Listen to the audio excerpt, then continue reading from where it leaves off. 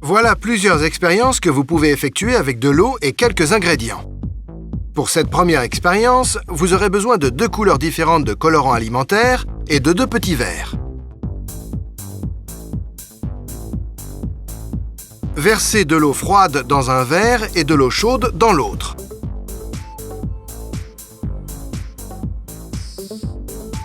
Versez quelques gouttes de colorant alimentaire dans le verre d'eau chaude et quelques gouttes de colorant alimentaire dans le verre d'eau froide.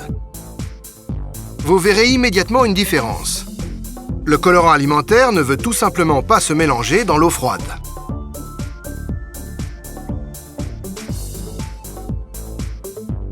Remuez doucement les mélanges en utilisant quelque chose de fin. Le colorant finit par se mélanger avec l'eau froide. Déposez une carte au-dessus du verre d'eau chaude, retournez-le et placez-le sur l'eau froide.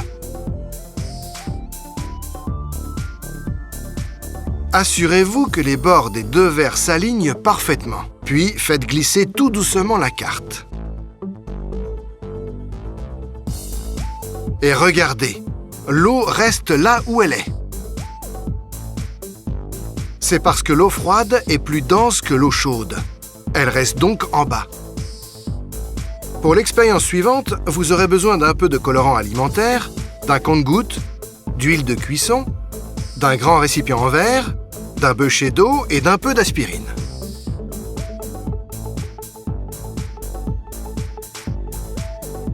Prenez votre bouteille d'huile de cuisson et versez-en une bonne quantité dans votre récipient en verre. J'ai utilisé environ 1 litre.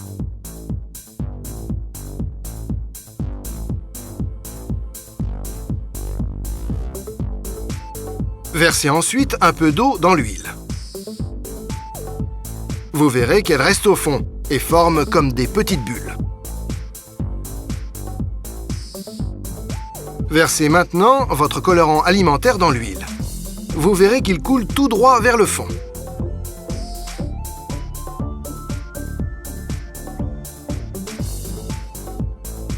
Vous allez maintenant y verser un de vos cachets d'aspirine.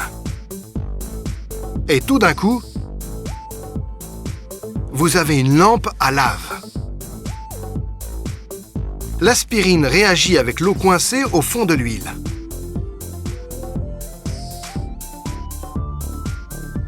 Les gaz créés par la réaction entre l'aspirine et l'eau créent des bulles qui remontent et transportent une partie du colorant alimentaire avec elles. J'ai toujours aimé cette expérience. Jolie, non?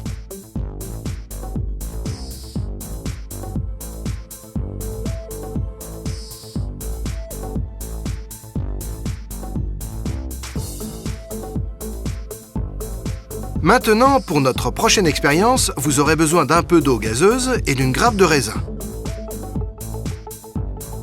Ouvrez l'eau gazeuse en faisant attention à ne pas la laisser pétiller. Puis, jetez-y du raisin à l'intérieur. Vous verrez qu'il danse dans l'eau gazeuse. C'est parce que de minuscules bulles de gaz sont attirées par la peau du raisin, ce qui le rend plus léger et l'amène à la surface. Quand il touche la surface, certaines bulles éclatent et il redescend.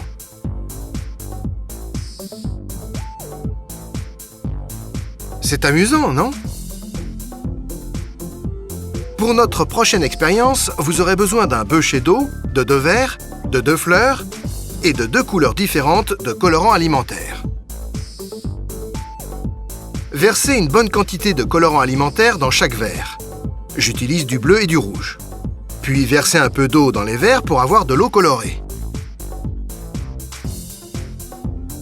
Mettez ensuite simplement la même quantité de fleurs dans chaque verre.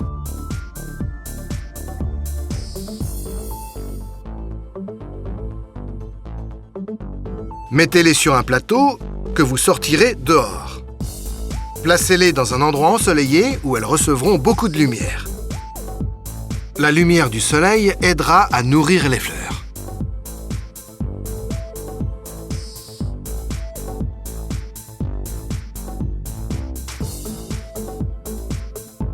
Laissez-les reposer environ un jour.